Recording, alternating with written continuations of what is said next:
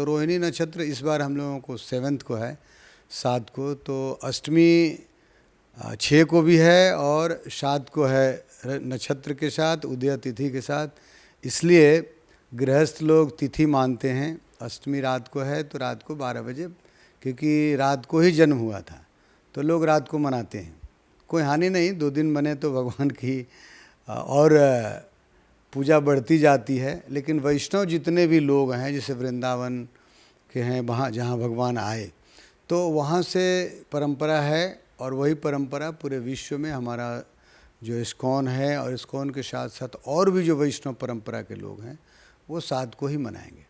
नमस्कार, आप live cities देख रहे हैं और मैं हूं आपके साथ रिया। हर साल कृष्ण जन्माष्टमी बड़े ही धूमधाम के साथ मनाई जाती है। इस बार भी भक्तों में हर्षोल्लास अभी से ही देखने को मिल रहा है। तो इसी विषय में हम जानकारी लेने वाले हैं कि इस बार पूजा की विधि क्या है, पूजा का शुभ मुहूर्त क्या है, किस दिन लोग जन्माष्टमी का व्रत रख सकते हैं। इस विषय में हमारे साथ जानकारी देने के लिए मौजूद हैं कृष्ण कृपादास जी, जो कि इस्कॉन मंदिर के प्रेसिडेंट है। तो सबसे पहले तो आपको बहुत बहुत स्वागत है। हरे कृष्ण, थैंक यू। सबसे पहले हम जानना चाहेंगे कि जो भक्त हैं, श्री कृष्ण के भक्त हैं, वो जन्माष्टमी का व्रत किस दिन रख सकते हैं? कि बड़ी दुविधा होती है कि किस दिन रखें, और 6 और 7 बताया जा रहा है, तो किस दिन रखें? वैसे देखा जाए कि भगवान श्री कृष्ण का जो जन्म है अष्टमी के दिन हुआ है, और यहाँ वैष्णव और गृहस्थ का जो हमेशा परंपरा जो रहती है, जो ऐसे आपने कहा कि 2 दिन रखते हैं, तो अष्टमी जो होती है कभी शाम को होता है, रात को होती है। लेकिन जो वैष्णव परंपरा है वो उदय तिथि मानते हैं, मतलब सूर्य उदय के समय अगर तिथि हुई तो उस दिन मनाएंगे अष्टमी, नहीं तो दूसरे दिन मनाएंगे।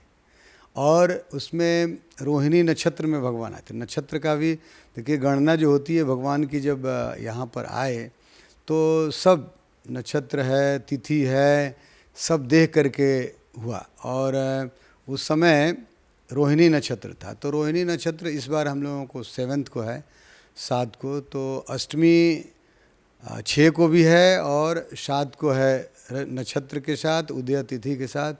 इसलिए गृहस्थ लोग तिथि मानते हैं। अष्टमी रात को है तो रात को 12 बजे, क्योंकि रात को ही जन्म हुआ था तो लोग रात को मनाते हैं।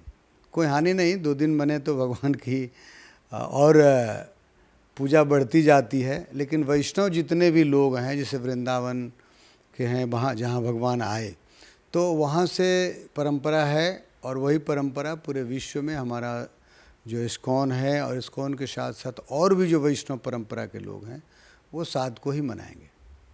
तो पूजा की अगर विधि की बात कर ले तो पूजा का मुहूर्त क्या है, और विधि सही तरीके से लोग क्या कर सकते हैं? देखिए, मुहूर्त भगवान के लिए तो 24 घंटा ही है। वैसे 12 बजे उनका जन्म हुआ, अवतार हुआ, तो 12 बजे मुख्य रूप से वो सबसे महत्वपूर्ण है। और हमारे यहाँ पंचरात्रिक विधि से पूजा होती है भगवान की, और आप देख सकते हैं कि पंचरात्रिक विधि से उनका अभिषेक किया जाता है, आरती की जाती है, भोग लगाए जाते हैं, अलग अलग सब परंपराएं हैं। भगवान की नई ड्रेस दी जाती हैं, और अखंड कीर्तन किए जाते हैं। जैसे भगवान आए तो पूरे ब्रज में एकदम जैसे सन्नाटा छाया था, बिल्कुल खुशहाली हो गई। इसलिए ज़ोर ज़ोर से लोग कीर्तन करते हैं, आनंद में रहते हैं, क्योंकि भगवान का दूसरा नाम भी आनंद है।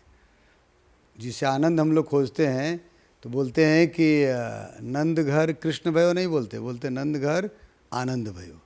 तो भगवान का नाम ही आनंद है, तो लोग आनंद में आनंद प्राप्त करने के लिए ये सबसे बड़ी विधि है जन्माष्टमी महोत्सव मनाना।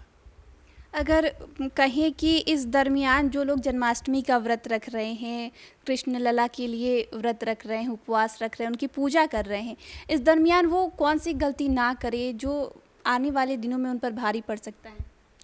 वैसे देखिए, ये व्रत जो होता है, व्रत का अर्थ होता है प्रतिज्ञा करना, एक तरह का बोझ लेना। जिसे आदमी किसी चीज़ को ठान लेता है कि नहीं ये करना है, हमने जबान दे दिया। तो व्रत का मतलब होता है, जब श्री कृष्ण जन्माष्टमी हम लोग व्रत करते हैं तो उसमें फलाहार कर सकते हैं, निर्जला भी लोग करते हैं, अन्न नहीं खाते। और 12 बजे जब जाता है, जब पारण जिसको बोलते हैं हम लोग, जन्म के बाद ही कुछ लोग खाते हैं। वैसे हमारे इस्कॉन में तो फलाहार ही चलता है, रात में किसी प्रकार का अन्न खाना वर्जित है। इसलिए हम लोग फलाहार खाते हैं और लोगों को खिलाते हैं। तो इसमें ये जो व्रत लेते हैं हम लोग, व्रत में उस दिन कम से कम ये बहुत बड़ा हमारे लिए मौका है, सुअवसर है, जो भगवान के साथ हम जुड़ सकते हैं। अभी तक भूल गए हैं, हम लोग भगवान से पहले से जुड़े हैं। आप किसी को भी, आप कहीं मंदिर में चले जाइए, आपका माथा झुक जाएगा, क्योंकि हमारा जुड़ाव है, चुंबक है, चुंबकत्व शक्ति है। लेकिन हम लोग भूल गए हैं। लेकिन उस दिन भगवान को हम लोग याद करते हैं कि प्रभु हम आपके साथ हैं। और वो व्रत जो है अगर पक्का हुआ तो पूरा जीवन, जन्मांतर आप कह सकते हैं, जीवन भर हम भगवान के एक तरह से आभारी तो रहना ही चाहिए। भगवान के हो जाते हैं, भगवान के हैं, और भगवान के पुनः हम उनके शरण में चले जाते हैं और उनको बार बार, एक दिन नहीं, अब जन्माष्टमी साल में मनाते थे, हम लोग रोज़ मनाना शुरू कर देते हैं। तो ये प्रभाव है। उस दिन कम से कम 365 दिन हैं, तो एक दिन हम लोगों को भगवान के लिए दे देना चाहिए। जो असली हम भगवान के ही हैं, तो उनके लिए तो देना ही चाहिए, हमारा फर्ज बनता है, कर्तव्य बनता है। बहुत से लोग अपने जीवन से भी अभी दुखी हैं, परेशानियां हैं, घर में लाख कुछ करने के बावजूद भी वो परेशान रहते हैं। ऐसे में आप क्या कहना चाहेंगे, जो जन्माष्टमी का व्रत कर रहे हैं या फिर जो भक्त हैं कृष्ण लला के, वो उस दिन क्या करें कि जो उनकी परेशानियां हैं वो दूर हो सके? देखिए, परेशानियां की कारण है, जैसे आदमी दुखी क्यों होता है? हमारी कोई कामना पूरी नहीं होती तो हम दुखी हो जाते हैं। हमारे कुछ रुपए पैसे हैं तो लूट गए तो दुखी हो जाते हैं। यानी जो हमारे साथ है वो अगर हट गया, वैसे जैसे आप एक उदाहरण हमारे प्रभुपाद जी दिया करते थे, मछली पानी में रहती है, अगर उसको निकाल करके हम लोग हवाई जहाज़ में घुमाएं, उसको 56 भोग खिलाएं, सोने के थाली में खिलाएं, और उसको एयर कंडीशन घर में डनलप पर भी सुला दें, तो मछली सुखी रहेगी? क्यों? क्योंकि उसका स्वरूप है पानी में रहना। इसीलिए जीव जो है दुखी क्यों है? क्योंकि हम लोग अपने स्वरूप से भूल गए हैं, हट गए हैं। हमारा स्वरूप है, जीवेरे स्वरूप है नित्य कृष्णदास। जीव का जो स्वरूप है भगवान कृष्ण के साथ, मतलब जिसको हम लोग नौकर मालिक की संबंध है, हम दास हैं। जैसे ही दासता स्वीकार नहीं करते, अपने आप को मालिक हम लोग मानना शुरू करते हैं, तो हम दुखी हो जाते हैं। इस दुख को दूर करने के लिए एक ही उपाय है कि पुनः मालिक के साथ जुड़ जाएं, भगवान कृष्ण के साथ जुड़ जाएं, और ये जन्माष्टमी हमको सुअवसर देती है, तो हमारा सब दुख दूर हो जाएगा। जुड़ने का तरीका है, कलिकाल में सब युगों में अलग अलग नियम हैं। जैसे सतयुग में लोग तपस्या करते थे, त्रेता युग में यज्ञ करते थे, द्वापर में आपको आकर के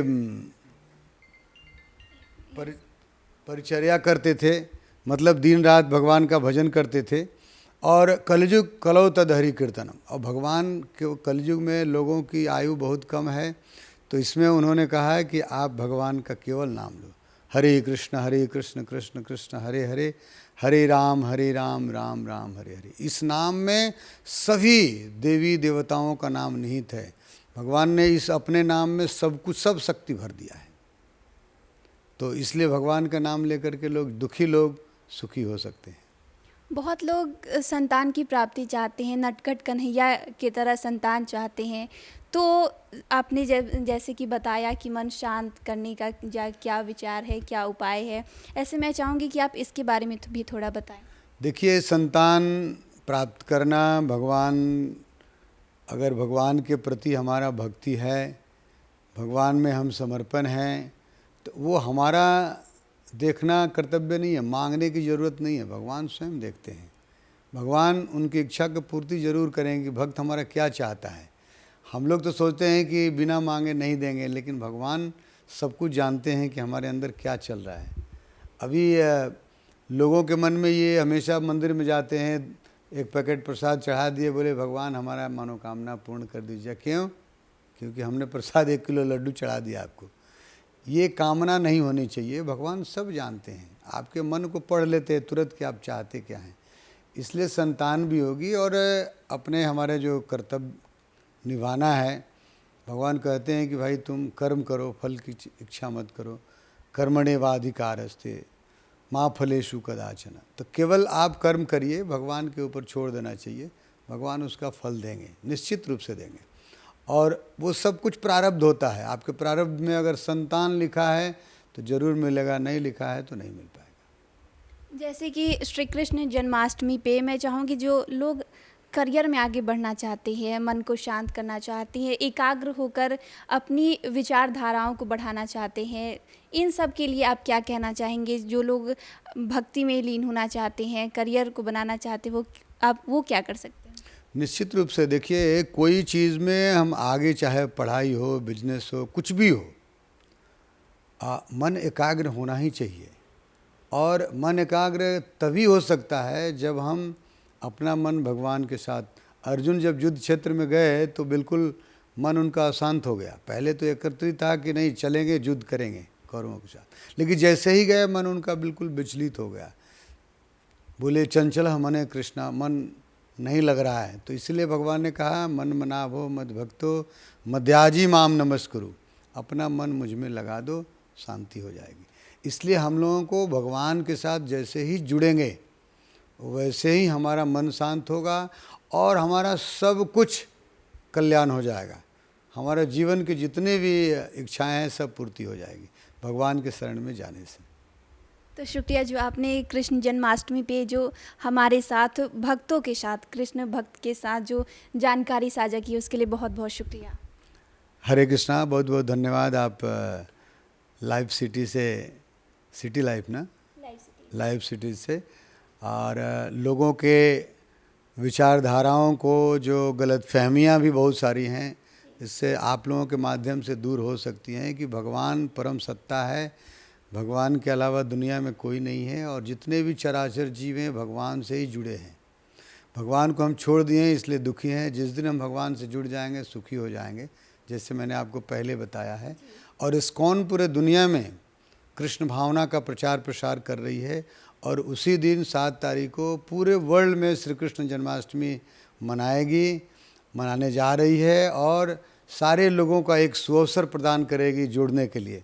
उसमें हम लोग वृंदावन से लीलाएं मंगाए हैं, रास लीला, भजन होगा, कीर्तन होगा, प्रवचन होगा भगवान के बारे में, भगवान का अभिषेक किया जाएगा 108 चांदी के कलश से, और 56 भोग लगाया जाएगा। जितने भी श्रद्धालु लोग हैं उनके लिए हम लोग सुरक्षा का प्रबंध किए हैं।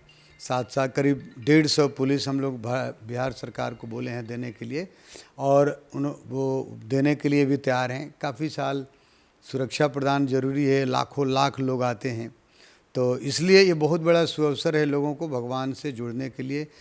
फूल से सजावट होगी, मंदिर सजेगा, एक तरह कहें कि भगवान का ये जो महल है वो बिल्कुल जैसे दुल्हन सज जाती है, मंदिर भी उनके लिए सज जाएगी, क्योंकि उनका ये दिन है आने का, अवतार लेने का। ऐसे तो भगवान हमेशा रहे, वो विशेष दिन है जिस दिन भगवान पृथ्वी पर आते हैं।